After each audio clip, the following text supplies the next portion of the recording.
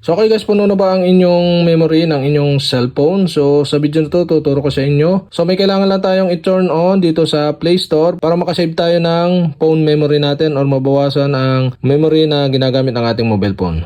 So okay guys, ang gawin nyo lang, punta lang kayo dito sa Play Store. So dito sa Play Store, sa may kanang taas na bahagi, tap nyo yung profile picture at dito tap nyo yung settings. Dito sa settings, tap nyo yung general at dito sa may baba ng general, makikita nyo dito yung automatically archive apps. So apps you use rarely will be archived when your storage run low. So i-turn on nyo lang to para yung inyong mga application na hindi naman ginagamit is mapupunta do sa archive. So ito yung mga application na hindi nyo ginagamit, so ina-archive niya, nag-automatically archive apps. So nababawasan ang memory na ginagamit ng ating mobile phone. So luluag yung ating phone memory or storage. So kapag ka naka-automatically archive apps ito or naka-turn on itong settings na to dito sa Play Store. So okay guys, sana nakatulong itong video na to, and sa may mga katanungan, mag-comment lang kayo below, and thank you for watching.